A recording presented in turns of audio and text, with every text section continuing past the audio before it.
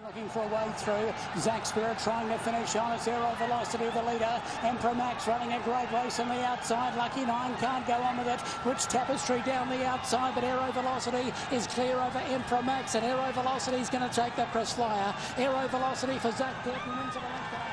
Emperor Max another second in the big race. Third Lucky Nine, fourth Rich Tapestry, just ahead of Kiwi Karma, followed by Zach Spirit, El Padrino, Magneto and Hototo. Couldn't get in from a wide draw and to finish with the tail enders. Start right away with something obvious, right, Paul? Can you just tell us, and I know you've talked about it before, the backstory of Aero Velocity, how it came about? I'm sure you're bored talking about it, and it's got quite an interesting history. We bought him. I went to the sales in that year, the Karaka yearling sales, and Brother Lance, he'd looked at virtually all the horses and narrowed them down. He said, "He's a pin source." He said, "We will be buying him." He said, "I don't care what he costs, but we've got to work to a budget. We own them ourselves, and we on-sell them." So the horse went through the sale, and he was 120,000, and he was quite reasonable. And anyway, we owned him ourselves, or the majority of them ourselves. We took him through to the barrier trials, and he won very easily at the trials. At that stage, I wasn't going that well here in Hong Kong. And I said to Lance, I need him badly. I need a good horse. So I was armed with the DVD, and I went all around Hong Kong. I hawked him to everybody, and everybody looked at him, everybody turned him down. So I rang Lance, I said, we'll qualify him as a PP, because that gives a whole new set of owners who've got that permit the chance to buy him. So we took him to the races. Won very easily his first start. Again, I was on the road, went round, all around Hong Kong, hawked them all over the place. Nobody came to the party. Then a guy, Daniel Yong, who owns the horse, rang me out of the blue. He's only a young guy. He's got a PP permit. This is his first horse he's owned in his own right.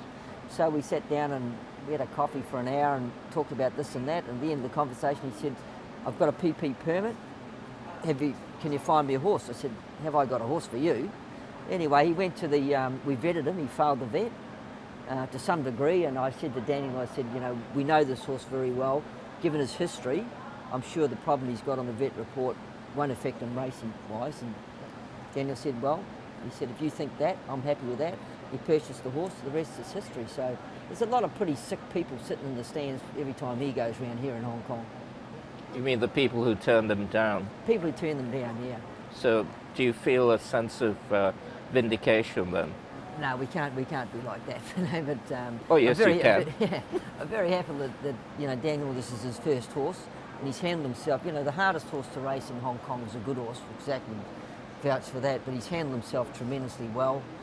He's been patient. The first year he had probably 4 or 5 starts, couldn't win a race, and quite often those young owners are influenced by other people, and the horse moves and that sort of thing. But he's stuck to the ship, never interferes. Certainly enjoys his racing very much and makes the most of it. But he's a great horse and he's got a great owner. And the Zach man, when did you get involved with Aero Velocity? Well, funny enough, I knew Daniel prior to the horse coming to Hong Kong. I've met him many times, had coffee and lunch with him, and I knew the horse was going to Paul. But I never rode him in his first season. He'd asked me a couple of times to ride him, but I had another ride for one reason or another. And then in his second season, I waited until I thought he was ready. And then I spoke to Paul about riding the horse, and obviously because I knew Daniel, and Paul was happy to put me on him. And he was just ready to win. The way he was trialling, the way he was going at the time, he was ready to win. So I was lucky that I got him on him at the right time, and I was able to win a number of races in a row. How many did we win in a row? I think that season his first start he ran 3rd, and then he won at least 5 in a row, and then ran 2nd. Yeah. So he's just been a terrific horse for me right from the start. He's always given 100%, and I never thought he was going to be as good as he is. I remember an international day 2 years ago, I belted the life out of him to win by a nose in a Class 3 race, and I thought, there might be one more win left in him, but Paul and his stable have done a terrific job with the horse. Paul was always very patient with him. He never rushed him. He gave him the time that he needed, and just kept letting the horse come through the grades. And to me, he's been the most unassuming horse. To get to the heights that he's got to now, it's incredible where he's come from. How would you describe him from, let's say, the first big win that he had to his last big win? What do you think has been the difference in this horse? Do you ride him differently, or you just know him differently, or he knows you? I think he does know me, but I do know him very well. Obviously, I've had an association with him for 18 months now, and I've gotten to know him. He's quite a mad horse. He's hard to handle in the mornings. I don't ride him in track work at all. It's been well documented that he's busted up a couple of his marfoos. So it's a matter of, it's hard to get on him and getting him out onto the track. But once he get out onto the track, he completely transforms into a teddy bear. He's really quiet, and you know, I spend that time going from the parade area around to the gates, just trying to get him to settle down and keep him calm. And you know, he's very good now. He's a different horse than what he was 18 months ago. But in the last 6 months, I think he's just got a great will to win. And I touched on, he gives 100% every time he goes out there. And he's not one-dimensional. He doesn't have to lead. We've seen him at the start of this season, he missed the start at his first start because he was so highly strung in the gate. I came from last and he still won. I've come from 5th or 6th in the run, or even midfield, and won on him. So from that respect, he's a very easy horse to ride. But with a horse like him, he's got a big action. He's quite a thick set horse. He's got a big set of shoulders. He's a really nice horse to ride, but the best way to ride him is to be positive on him. If he jumps well, to let him be in a good position, and then he just doesn't like to be beaten. When a horse comes to challenge him, he just wants to win. He fights them off. And as when he travels, and he's traveled now to Japan and Singapore, right? How good a traveller is he? Because usually some horses just don't travel. Yeah, well, I spent my whole life on the road travelling horses, probably from when I was 17 to about 35, and you know, you take them out of their home environment, and it's quite difficult for them. But I've never travelled with a horse that's just arrived somewhere, eaten everything that's put in front of him, and acted like he's at home from day one. You know, I think he's spoilt, you know, Pierre and the marfoos that have gone away with him. I said, it's not normally this easy, but he travels fantastically well. And when you go into these places, Singapore and Japan, everything's very organised. You know, they're used to the box environment and all that sort of thing. But you know, you might as well be at home as be away. So he's quite rare in that regard. And it was quite surprising, because when Paul first told me he wanted to travel the horse, I was like, oh my God, you know, you're getting this all wrong. Because he'd been so mad, I thought he would just lose the plot. But as Paul said, he's been quite the opposite. He loves getting his passport stamped. Go along the fence to stick along there. That might be not the place to be. Huck Sun Moon finds the front. Huck Sun Moon at the 250 metre mark. Mickey Isle on the scene, and Aero Velocity there as well. Huck Sun Moon leads at the moment from Mickey Isle. Zach Burton getting desperate on Aero Velocity. They've got to catch Huck Sun Moon. Aero Velocity jumping out of the ground. Aero Velocity goes to Huck Sun Moon. Hong Kong gets up and wins.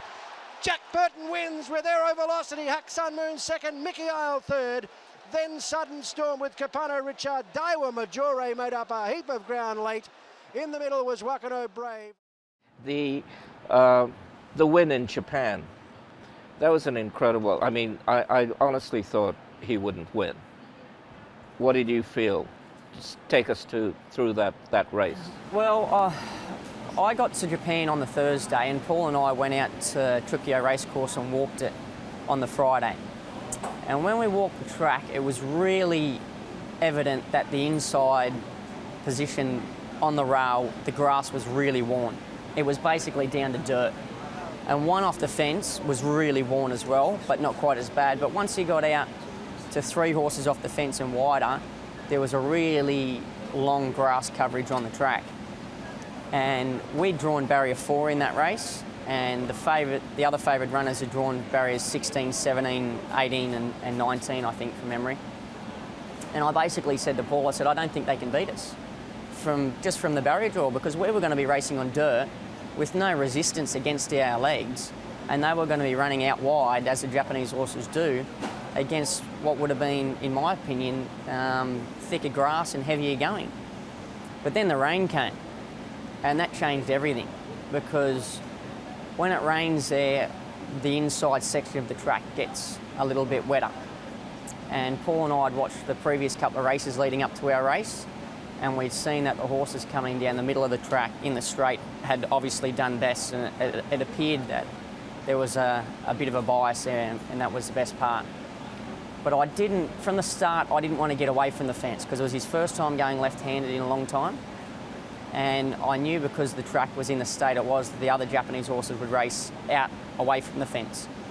So one, being near the fence, it would be able to guide him and give him something to follow around, but he'd also have a lot of galloping room. He wouldn't be out in amongst all the other horses. The downside to that was, once we got into the straight, obviously I was on the worst part of the track. And because there was no grass on the fence, he couldn't get his footing, he couldn't get his grip. So once we straightened up, I then switched him out to the middle part of the track. And at the same time, there's a rise in the track. It rises maybe 2 metres.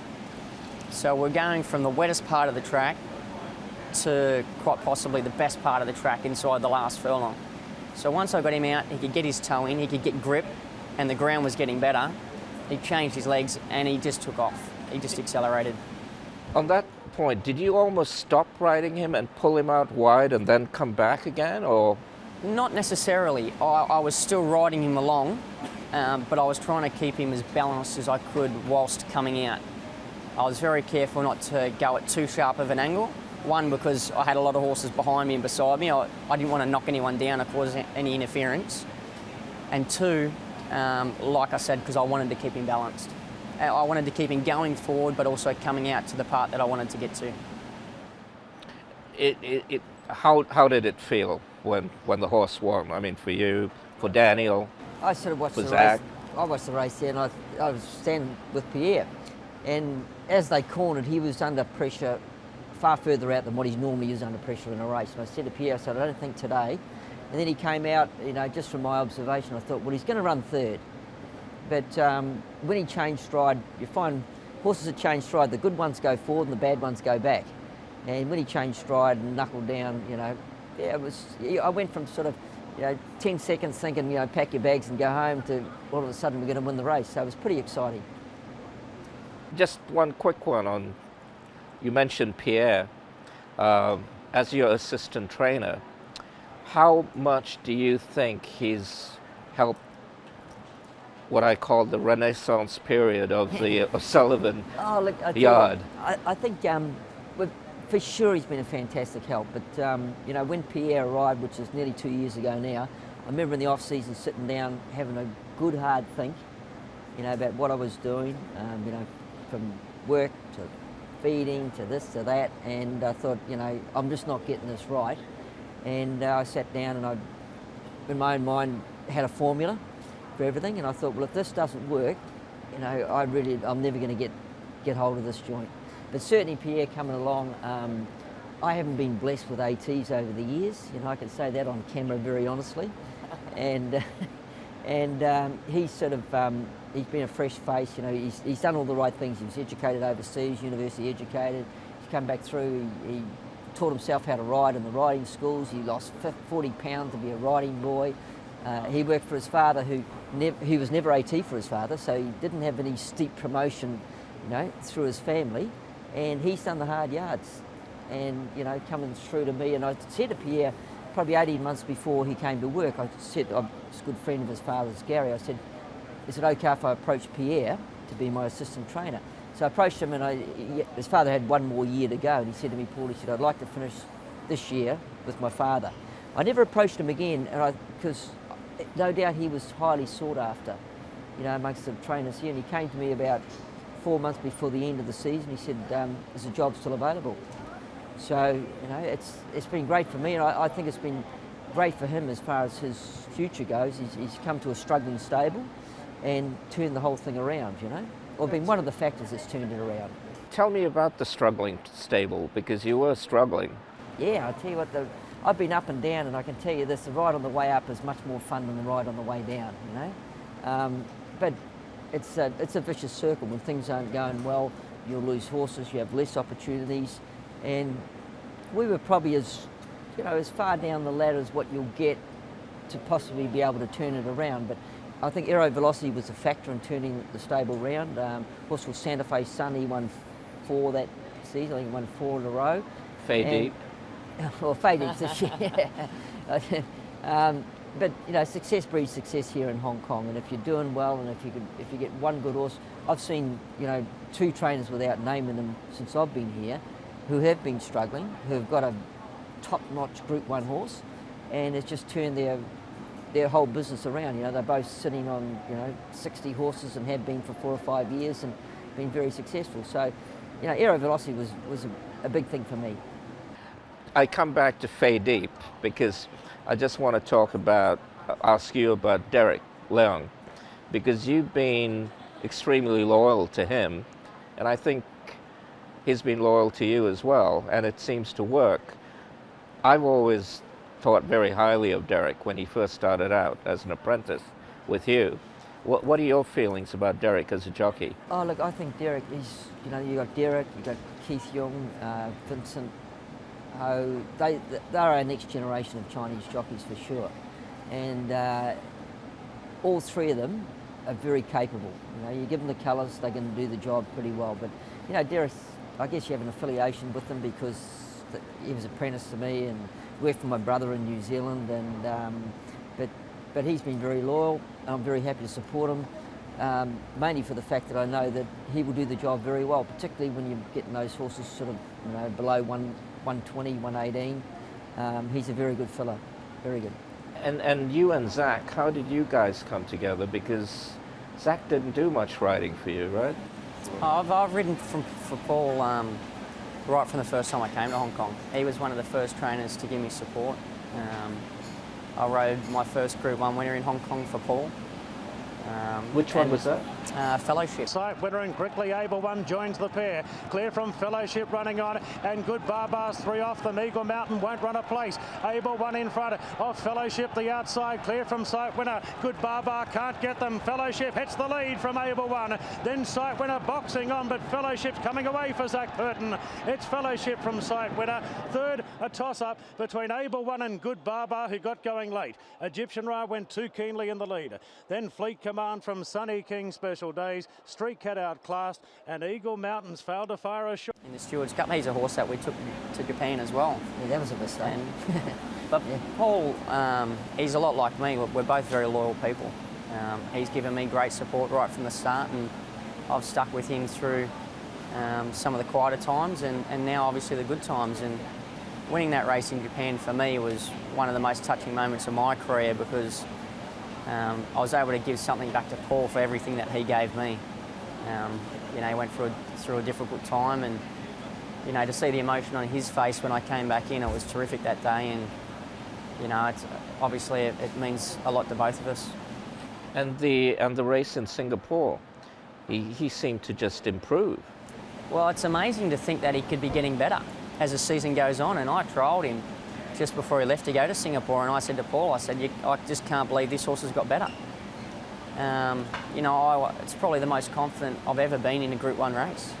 I went there, we're racing against local Singapore horses, which aren't really up to standard.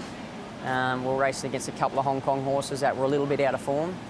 So there wasn't much in the race, really. It was just a matter of whether he was going to be there travel over there and be in the same shape as he was when he left here in Hong Kong. And, it's where the credit goes to Paul and his stable.